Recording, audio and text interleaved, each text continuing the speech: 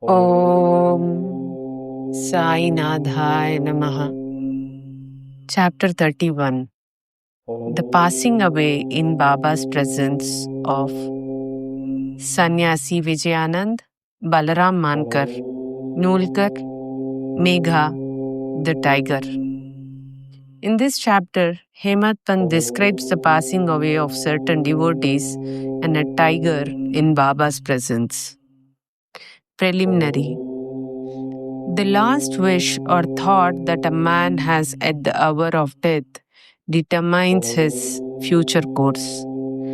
Sri Krishna has said in Gita that he who remembers me in his last moments comes verily to me, and he who meditates otherwise at that time goes to what he longes for.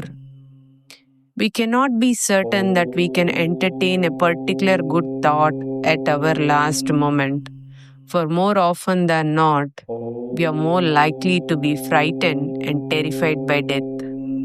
Hence, constant practice is necessary for enabling us to fix our mind on any desired good thought at any moment. All saints therefore recommend us to remember God and chant His name always, so that we may not be perplexed or perturbed when the time for departure comes. The devotees, on their part, surrender themselves completely to the saints, fully believing that the saints would guide and help them in their last moments. A few such cases will be noted here. Vijayanand. A sannyasi from Chennai named Vijayanand started on pilgrimage to Manas Sarovar. En route, on hearing Baba's fame, he halted at Shirdi. There he met one Somdev Swami of Hardar and inquired from him about the Manas Sarovar trip. The Swami told him that the Sarovar was 500 miles above Gangotri and described to him the difficulties of the journey, plenty of snow, and the change of dialect every 50 kos, the suspicious nature of the local people who gave a lot of trouble to the pilgrims on the way. On hearing this, the sannyasi was dejected and cancelled the trip. Then, when he went to Baba and prostrated himself before him, Baba got enraged and said, "Drive out this useless sannyasi. His company is of no use." The sannyasi did not know Baba's nature. He felt discomforted but sat there watching things that were going on. It was the morning darbar and the masjid was overcrowded. Baba was being worshipped in various ways. Some were washing his feet, some taking the tirth and drinking it heartily, some touching their eyes with it, some were applying sandal paste and some scents to his body. All were doing these things, forgetting the distinction of caste and creed. Though Baba got enraged with him, he was filled with affection for Baba and he did not feel like leaving the place. He stayed in Shirdi for 2 days when he got a letter from Chennai stating that his mother was very ill. He felt very dejected and wanted to be by his mother's side, but he could not leave without Baba's permission to return home. The omniscient Baba, knowing his future, said to him, "If you so loved your mother, why did you take sannyas? Attachment makes misuse of an orchard guard. Go and sit quiet at your lodging. Wait with patience for a few days. In the Vada, there are many robbers. Bolt your doors and be very vigilant. The thieves will carry everything. Wealth and prosperity are transient, and the body is subject to decay and death. While knowing this, do your duty, leaving all attachment with the things of this world and next. He who does this and surrenders himself to the feet of Hari will get free from all troubles and attain bliss." The Lord runs and helps him who remembers and meditates on him with love and affection. Your store of past merits is considerable, so you have come here. Now attend to what I say and realize the goal of your life. Begin from tomorrow the study of Bhagavat. Do 3 saptas, 3 readings during 3 weeks consecutively. The Lord will be pleased with you and will destroy your sorrows. Your illusions will vanish and you will get eternal peace. On seeing that his end was approaching, Baba prescribed this remedy and made him read Rama Vijaya, which pleases the god of death. Next morning, after bathing and other purifying rites, he commenced to read Bhagavat at a secluded spot in the Lendi garden. He completed 2 readings and thereafter felt much exhausted. He returned to the Vada and stayed in his lodging for 2 days.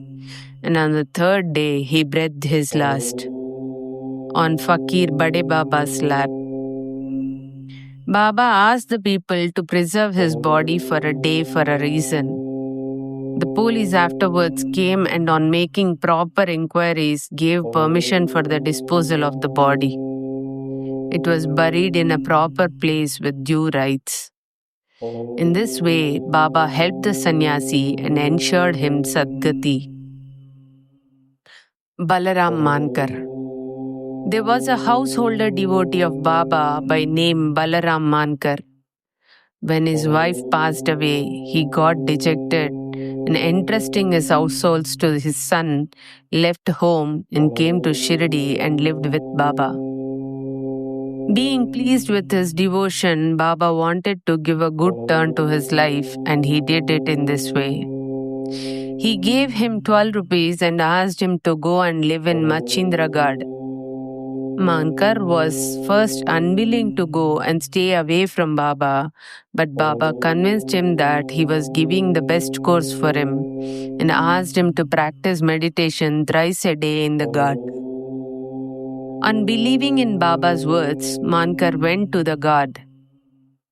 He was much pleased with the serenity, pure water, healthy air, and the surroundings of the place, and began to practice assiduously the meditations as recommended by Baba. After some days, he got a revelation. Generally, bhaktas get revelation in their samadhi or trance states. But in Mankar's case, he got it when he came down to his ordinary consciousness from his trance. Baba appeared to him in person. Not only that Mankar saw him, but he also asked him why he was sent there. Baba replied, "In Shirdi, many thoughts and ideas began to rise in your mind, and I sent you here to bring your unsteady mind to rest. You thought that I was in Shirdi with a body composed of the 5 elements and 3.5 cubits in length. Now you see and determine for yourself whether the person you see here now is the same as you saw at Shirdi. It is for this reason that I sent you here." Then, after the period was over, Mankar left the Ghat and proceeded to his native place, Bandra. He wanted to travel by rail from Pune to Dadar, but he went to the booking office to get a ticket. He found it very much crowded. He could not get his ticket soon when a villager with a langoti on his waist and kambali on his shoulder turned up and said, "Where are you going?" "To Dadar," replied Mankar. Then he said, "Please take this Dadar ticket of mine. As I have some urgent work here, I have cancelled my Dadar trip." Mankar was very glad to receive the ticket and was taking out money from his pocket where the rustic disappeared in the crowd. Mankar tried to find him in the crowd, but in vain. He waited for him till the train left the station, but found no trace of him. This was the second revelation Mankar got in a strange form. Then Mankar, after visiting his home, again returned to Shirdi and remained there at Baba's feet, following his bidding and advice.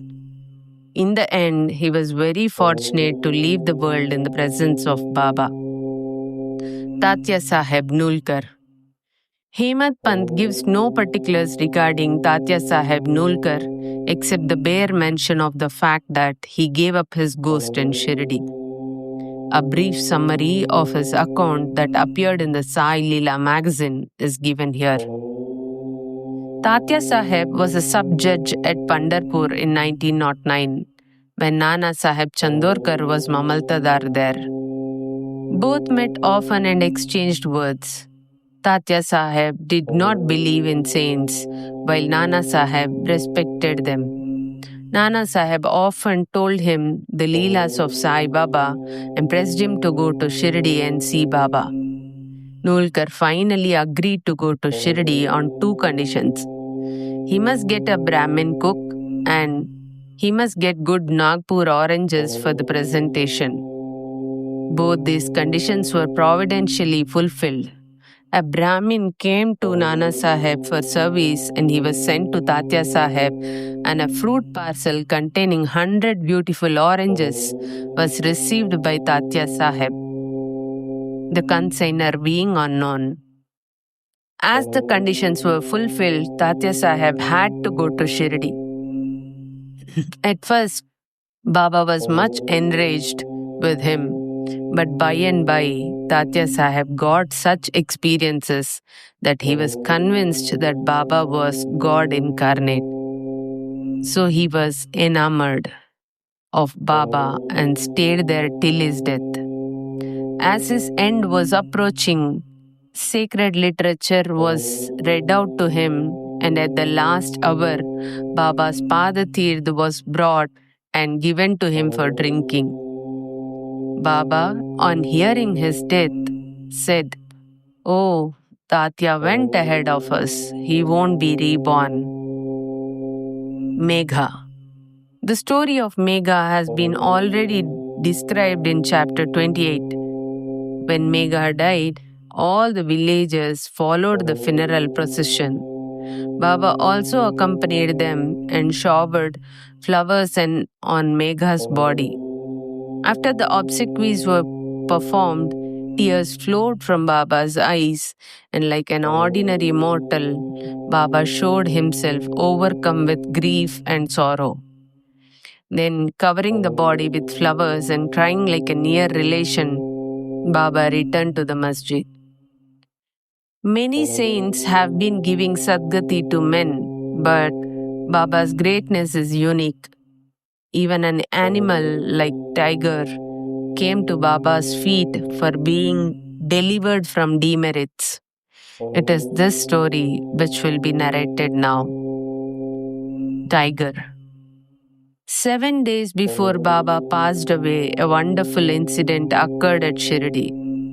There came a country cart and stopped in front of the masjid. A tiger was on the cart, fastened with iron chains, with its agonized face turned to the rear. It was suffering from some painful malady. Its keepers, 3 Devarishis, had been taking it from place to place and making money by exhibiting it. It was the means of their subsistence. They tried all sorts of remedies to cure it from the malady it was suffering from, but all in vain. Then they heard of Baba's fame and came to him with the animal. They got it down with chains in their hands and made it stand at the door. It was naturally fierce, besides being disease-ridden. So it was restless. The people began to look at it with fright and amazement. The Devarshis told Baba everything about the animal and with his consent brought it before him. As it approached the steps, it retreated on account of the awe of Baba and hung its head down. When both saw each other, it got onto the step and looked at Baba with affection. Immediately, it moved the tuft of its tail and dashed it thrice against the ground and then fell down senseless. On seeing it dead, the Devarshis were much dejected and full of sorrow, but on proper thought, they came to terms with it. They considered that as the animal was deceased and nearing its end, it was very meritorious on its part that it met its death at the feet of Baba. It was their debtor, and when the debt was paid off, it was free and met its end at Sai's feet. When any creature bow down their heads at saints' feet and meet death, they are liberated. Unless they have got a good store of merit on their account, how could they get such a meritorious end? Bow to Sri Sai. Peace be to all.